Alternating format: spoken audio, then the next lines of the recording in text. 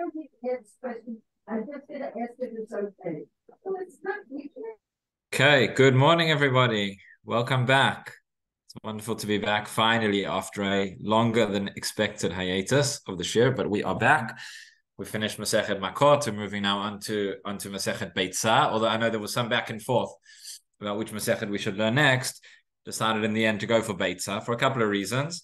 One of them being I wanted to choose something that's a bit shorter so that we can once again have the accomplishment in a reasonable amount of time of having a Siyum, which is not a small matter. And Masechet Beitzah is very nice. All the Masechtot are very nice Masechtot, but there's a lot of practical halacha in terms of Hilchot Yom Tov, and in fact in terms of Hilchot Shabbat as well. So that's something a little bit different, I guess, moving from Seder Nezikin onto Seder Moed. Just a few words of introduction before we dive in. So I think everybody is aware, Masechet Beitzah is the Masechet. You want to go through, please? You can't see. Wait, what was that? Okay, so Masechet Beitzah is the Masechet which deals with Yom Tov specifically. We know we have different Masechtot. We have Rosh Hashanah, Yomah, dealing with Yom Kippur, Sukkah, etc. Beitzah does not deal with any specific Yom Tov.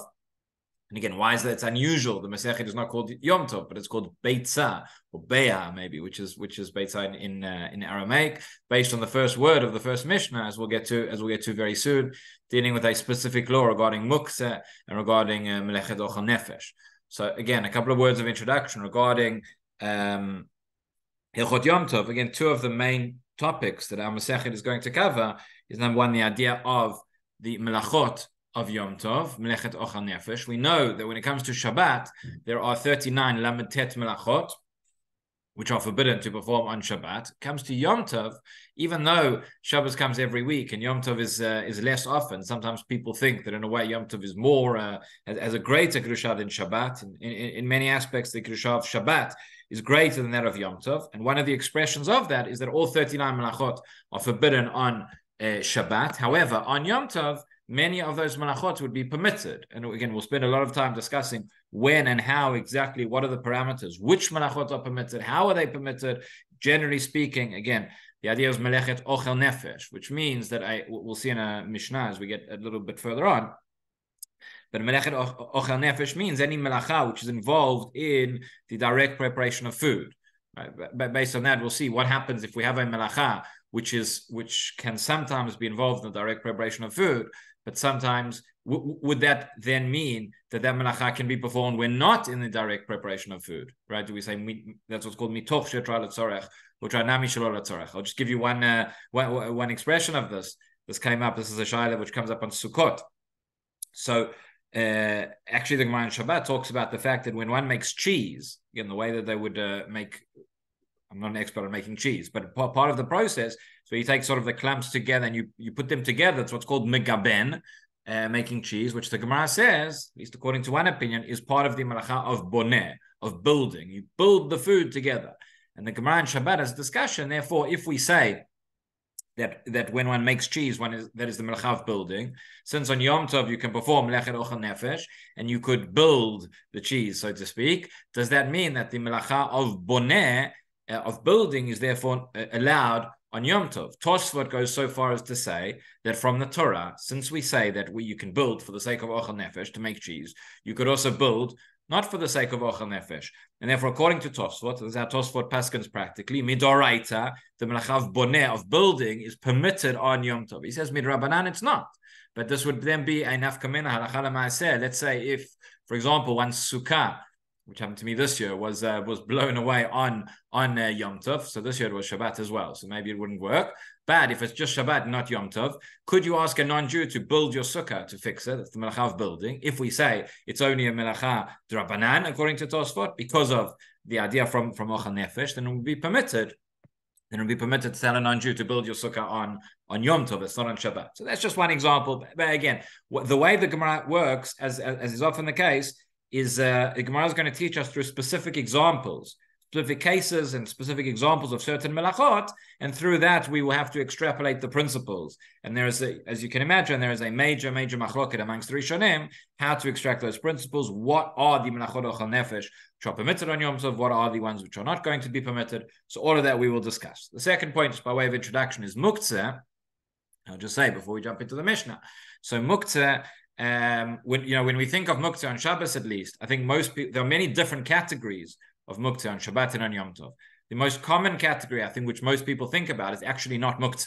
It's similar to muktzeh, but the strict definition would be incorrect. What's called a kli shemelachto leisur. So if you have an item, a utensil, something which its main purpose is a forbidden activity on Shabbat, that's a kli shemelachto leisur. That's what we think about as being muktzeh. It's actually the most lenient form of muktzeh. So we take a pen, for example. Pen would be a kli shemelachto leisur because it's melacha. What you would do with it is write, and you're not allowed to write on Shabbat or on Yom Tov. However, a kli shemelachto leisur for letzorech gufo or letzorech makomo, meaning if you need the object not to use it for its purpose, or you need the location, you'd be allowed to move it. There are other types of muktzeh which are more stringent. The word muktzeh itself really means set aside. And the idea is something which is muktzeh is something which is set aside. It has no purpose on Shabbat or on Yom Tov. And therefore, again, we're going to have a machloket.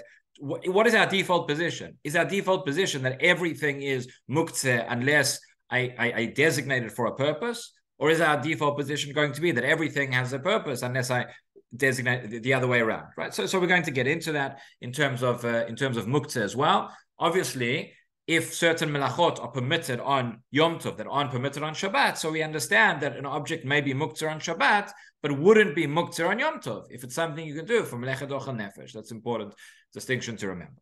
So let's have a look at our Mishnah. Again, with those words of introduction, and we'll elaborate further on these concepts as we need to. But the Gemara begins. This Gemara really brings, the Mishnah brings three different cases, three different machlokot between Beit Hillel and Beit Shammai.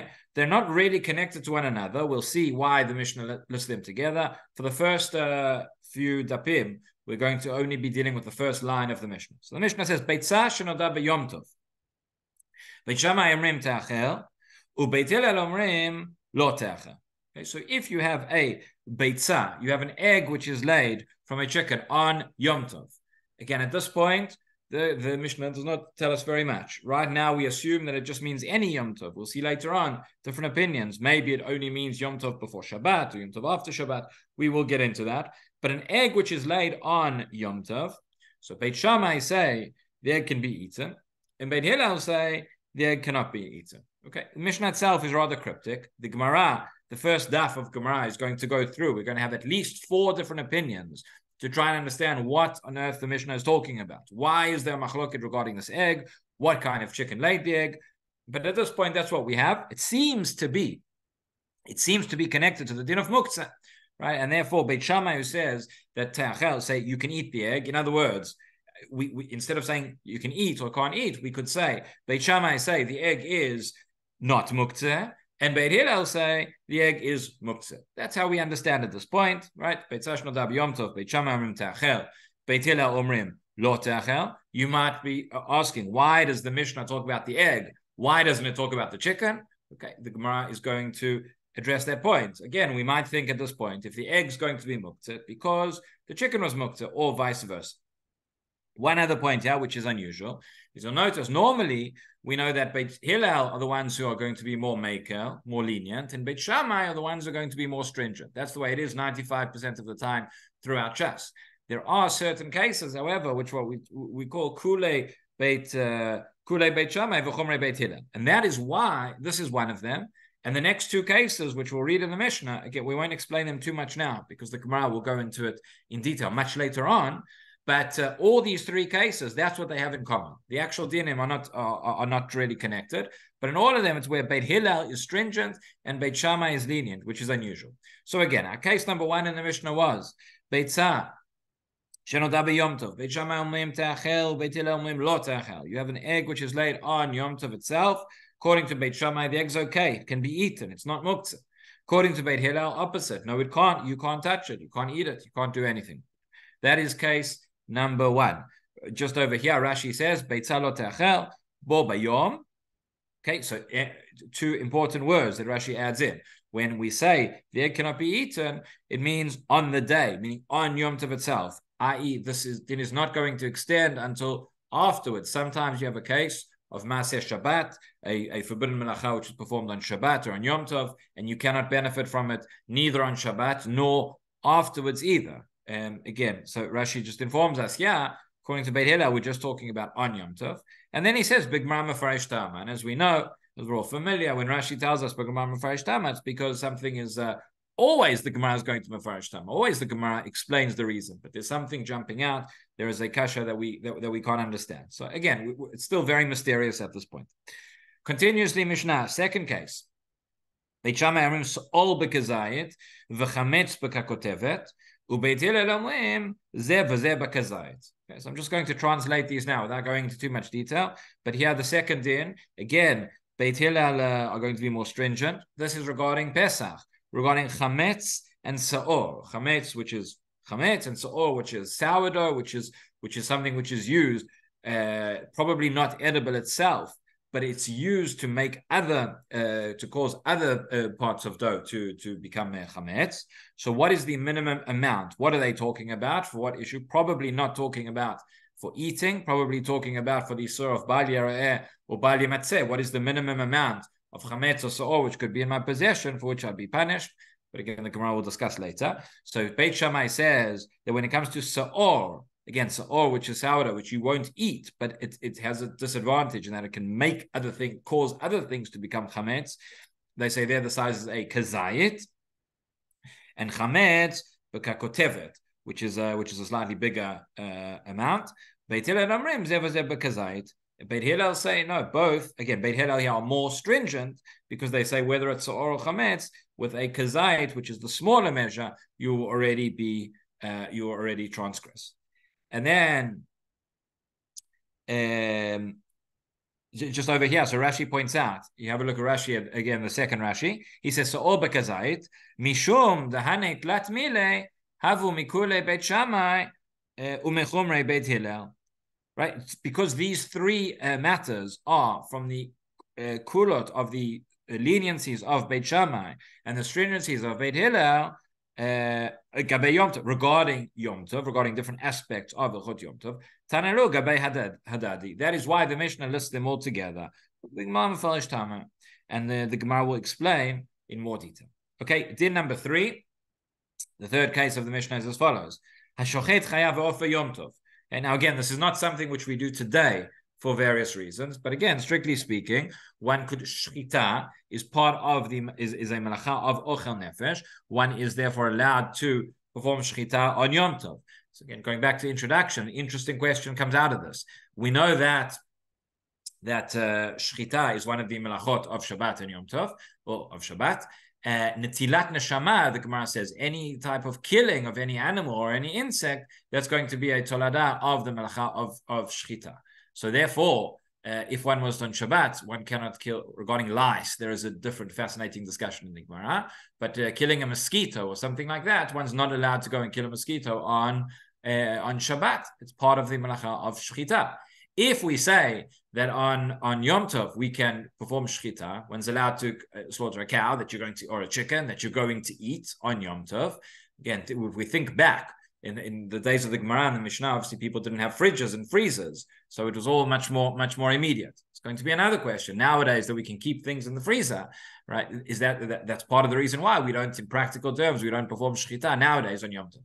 But if you can perform shchita for the sake of ochel nefesh, would you be allowed to perform shchita, so to speak, quote unquote, right? Killing mosquitoes or things like that are just annoying you on Yom Tov. It's clearly not for ochel nefesh. You're not going to eat the mosquito, that's forbidden. But would you be allowed to? So that I'll leave that as an open question now. But that's just, again, to understand the connection between these different concepts. But so what is our Mishnah talking about? It says, Hashochet chayav v'of b'Yom Tov. One was to kill an animal or a bird on Yom Tov. After shchita, there is a mitzvah of kisui hadam. The blood has to be covered up with dust. So Hashochet chayav v'of b'Yom Tov. Beit Shammai omrim yachpor b'deker v'yichaseh. The situation here is that one killed. Now the shchita itself is permitted because that is ochel nefesh, but you didn't have dirt ready in order to cover it up. Are you allowed to go and dig? And this might be a malacha, this might be plowing, it might be a different malacha. So that is not for the sake of ochel nefesh. Are you allowed to go and perform that? So shochet chayav of b'yom tov Beit Shammai yachfor b'deka v'yichaseh. Beit Shammai says yes. You can then go, you can dig up, and you can cover it up. Beit Hillel omrim lo yishchot elam ken haya lo afar muchan mibod yom. And Beit Hillel, as we said, this is the third case of chumrei Beit Hillel. Beit Hillel say no. If you had the dirt ready, then you could go and perform the shechita. If not, you're not allowed to do it because you're not allowed to dig up the dirt. That would be malacha, not for the sake of ochel nefesh, and therefore you could not perform shechita in such a case. Says Beit Hillel, elam ken haya lo afar muchan mibod yom, umodim she'im shachat sheyachfor b'deka v'yichaseh. However, Beit Hillel agrees that if that's lekatchila. Beit Hillel says if you don't have the dirt ready, don't perform the shechita. But if you did already perform the shechita, well, now you have no choice. Now you have to go and you have to dig it up, and that is would then be permitted. But yavad v'yichaseh she'efer kira muchanu. A strange line that comes the end of the Mishnah. It says, why is this allowed? Because efer kira, kira is, we know from Masechet Shabbat. It's like a type of oven where you have dirt in it. You have dust from the coals. That is mukhan. In other words, that dirt is not going to be muktzeh. What's the connection between that last line and the Mishnah which came before it? Okay, again, the Gemara is going to discuss. I think it's on Daf Tet or Daf Yud. So when we get there, we'll go into that in more detail. So those are the three dinim of our Mishnah. Again, three cases where we have a chumrah of Beit Hillel and a kula of Beit Shammai. Case number one is regarding a Beitzah shenoda b'Yom Tov. Case number two is regarding the minimum amount of chametz or seor by which one would transgress on Pesach. And case number three is regarding covering up with the dust where it comes to shechita of an animal. Case number 2 and 3 we're going to put in the back of our minds for now, and we're going to focus on case number 1. So again, Beitzah shenoda b'Yom Tov, Beit Shammai omrim ta'acher, uBeit Hillel omrim lo ta'acher. That's all we know at this point. We have an egg that was laid on Yom Tov. According to Beit Shammai, this egg can be consumed, it can be eaten, it can be moved. It's not muktzeh. According to Beit Hillel, opposite lo ta'acher. So now the Gemara says, b'mai askinan. What are we dealing with? What is this Beitzah? Where does it come from? So before we talk about the case of the chicken and the egg, before we deal more with the Beitzah, let's understand which chicken we're dealing with and just a little bit of background. The Gemara here is going to suggest that, again, we spoke about muktzeh. So we could have the chicken, the Tarnagolet, could be one of two. It could either be Tarnagolet ha'omedet la'achila, or it could be Tarnagolet ha'omedet lagadel beitzim. Right, just like today, you go to farms and etc. You have different by the cows. You have dairy cows and you have beef cows. So too for chickens as well. Is this chicken? You have chickens which are being grown for the sake of they're going to come to shechita. Again, nowadays it's all done much quicker than it used to be once upon a time. And this is why we have lots of questions when it comes to kashrut of chickens, because the chickens are fed and force-fed in a very, very intensive way, within in a very short period of time. They grow much bigger, and then they are slaughtered and they're eaten. And this leads to all sorts of questions regarding tzomet hagidim and other things. But that's a tarnagolet ha'omedet la'achila. Its purpose is it's going to be shechted and it's going to be eaten. On the other hand, you have a tarnagolet ha'omedet legadel beitzim. You have a chicken which is there for the sake of growing its eggs. So this is why it's important that we're dealing with Yom Tov and not with Shabbat. If we have a tarnagolet ha'omedet la'achila, a chicken which is there for the sake of being shechted, so we just explained, you're allowed to shecht it on Yom Tov. So the concept of muktzeh would not apply to the chicken. We'll get back to egg in a moment. But according to the chicken, if it's a tarnagolet ha'omedet la'achila, there's not going to be any problem of muktzeh, again, on Yom Tov. If it's a tarnagolet ha'omedet lagadel beitzim, if the chicken is there for the purpose of growing the eggs, so you're not going to do anything with the chicken, you're not going to eat the chicken itself may then be muktzeh. So it's something a little bit counterintuitive, but let's see how the Gemara says. So suggestion number 1 is like this. B'mai askinan. What are we dealing with? If our chicken is omedet la'achila, meaning it's going to be shechted and it's going to be eaten, Rashi points out over here, he says, again, we're dealing with Yom Tov. Since you could shecht it and you could eat it, it's not muktzeh on Yom Tov. So then the question is, Beit Hillel. So we understand Beit Shammai, who says the egg that's laid by the chicken itself is not muktzeh. Therefore, the egg that it lays is not going to be muktzeh either. You can eat it. But according to Beit Hillel, right, why are Beit Hillel saying that you can't eat the egg? He says, Beit Hillel, uchla de efratu. This is food which has been separated, right? The analogy, I think it's the Meiri or other Rishonim give over here, is that if I have a loaf of bread, right, and I cut off a piece of that loaf of bread, the loaf of bread itself is not muktzeh, it's food, and I take a piece from that loaf, it's also food, and I can also eat it. There's no muktzeh. So I have a chicken, which is food. The egg comes out of the chicken. It's food which was removed from food. The original food was not muktzeh. The later food is not muktzeh, and therefore, that's at this point, says the Gemara, if you say that it's a tanagolet amedet leachila, so I don't understand Beit Hillel. I don't understand why you would say that it's forbidden. It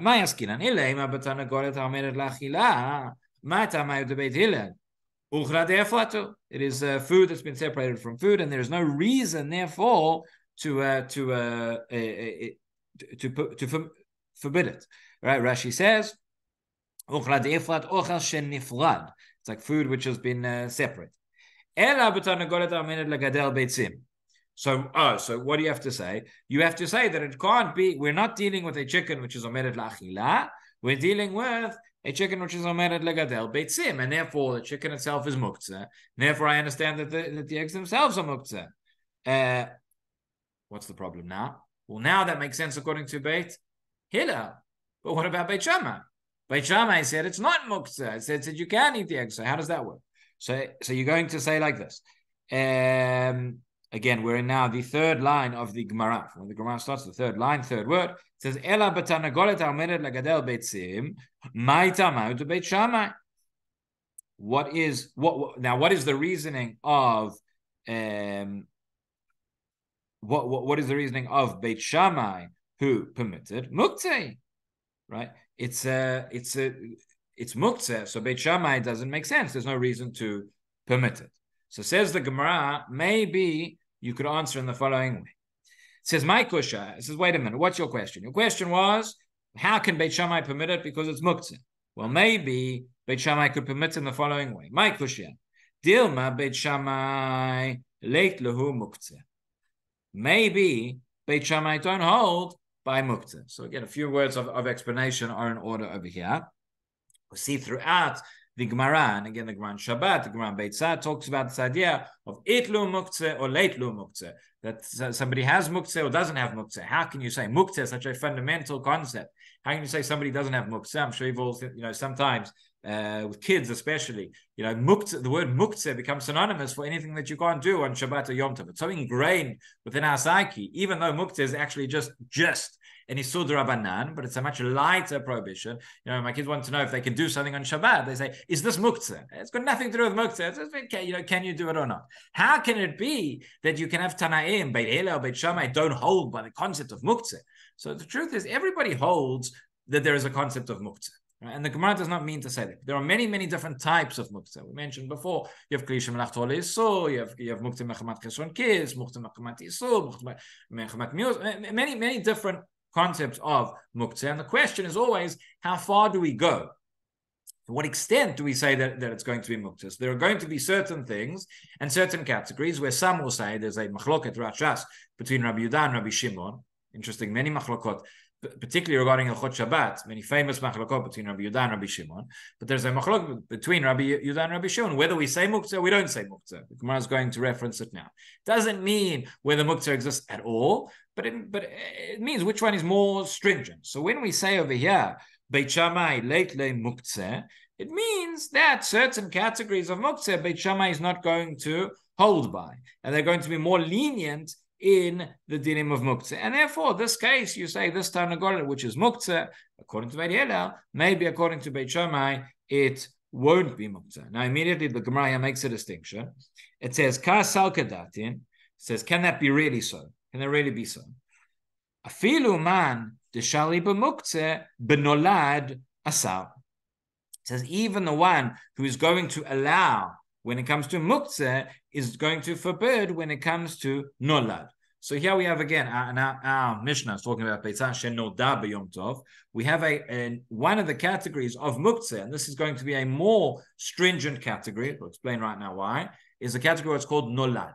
Right? Muktzeh, as we explained, means something that's been set aside, something that exists in the world, but it has no purpose on Shabbat or Yom Tov. And therefore we say it's called muktzeh, it's set aside. How does something become muktzeh? Again, is it by default? Is it by active design that I say or that I think I don't want to, I'm not going to use this item on Shabbat? Maybe a combination of both, depending what the item is.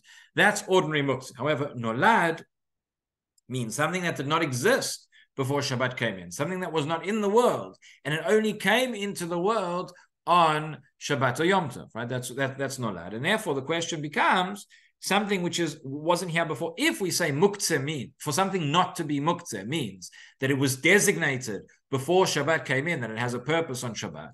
So how before Shabbat can I designate something? What's called, we have in a different area of halakha, we have in Choshen Mishpat as well, a concept of davar shelo ba leolam, something that doesn't exist yet. Something that doesn't exist, how can I designate it in my mind or with my action that it's going to have a purpose? I can't, because it's not there. It hasn't. So that is nolad. Nolad is something which didn't exist, wasn't in the world before Yom Tov or before Shabbat. So if I have a Beitzah shenoda b'Yom Tov, if it's literally the noda b'Yom Tov, that's going to be, you have no clearer definition of nolad than that. Before Yom Tov it didn't exist. On Yom Tov it came into the world. So here says again, our question was, we started off saying that we know we have a machloket regarding this Beitzah shenoda b'Yom Tov. According to Beit Shammai, no muktzeh. According to Beit Hillel, yes muktzeh. Okay, so first suggestion was maybe it's a tarnagolet haomeret le'achila, and since the chicken itself is not muktzeh, the chicken is food, the egg that it lays is also food that's separated. Therefore, there's no reason to say that it's muktzeh. Therefore, we don't understand Beit Hillel. So we have to say, no, actually, it's a tarnagolet haomeret legadel beitzim. It's not a chicken which is going to be eaten. It's a chicken which is there for its eggs, and therefore the chicken itself is going to be muktzeh, and therefore the egg's going to be muktzeh. So now we understand Beit Hillel very well, but we don't understand Beit Shammai. So we said, how can Beit Shammai permit it? Maybe we said the way that Beit Shammai permits it is he doesn't hold by muktzeh, or he doesn't hold by this category of muktzeh. Answers the Gemara, no, you can't say that. You can't say that because even if we are to argue that Beit Shammai follows the opinion that is more lenient regarding muktzeh itself, certainly regarding nolad, he won't say that. Everybody agrees that nolad is a form of muktzeh, which is going to be forbidden, and therefore it doesn't make sense, right? So we said, we're about halfway down the Amud. It says, Kasal Gadatin, could you really think that? Afilu man deshali b'muktzeh b'nolad asal. Even the one who is more lenient when it comes to muktzeh is not going to be as lenient when it comes to nolad. So therefore, my tamay of Beit Shammai. So what is the reasoning of Beit Shammai? So Amar Rav Nachman. So here we have answer number one. After a little bit of back and forth, Shaklavataria, resolution number one to our question of what the Mishnah is talking about. Amar Rav Nachman leolam b'tarnagolet haomedet legadel beitzim. Says Rav Nachman. Really, leolam always means we're going back to an answer that we previously rejected, but we are accepting it now. Really, we're dealing with a tarnagolet which stands to grow eggs, to lay eggs. In other words, our default is that it will be muktzeh. Udit le muktzeh it le nolad. Udeleit le muktzeh leit le nolad. And actually, no, what are we rejecting? We're saying the one who has muktzeh has nolad, and the one who does not have muktzeh does not have nolad. In other words, I'm not separating from these two categories. I can say that Beit Shammai does not hold by the stringencies of muktzeh, and therefore they do not hold by the stringencies of nolad, and therefore according to them this will be permitted, but according to Beit Hillel it will be forbidden because it's going to be muktzeh. Okay, Adkan, that is resolution number one. As I said, there are going to be 4 different explanations that the Gemara is going to give to this Mishnah, but Adkan for today. We'll carry on tomorrow, same time, same place. Wonderful to see everybody. Great to be back, learning Torah together. Have a wonderful day. Rabbi Kenigsberg, could I phone you straight after the show? I want to ask you something. Yeah, sure. Thanks.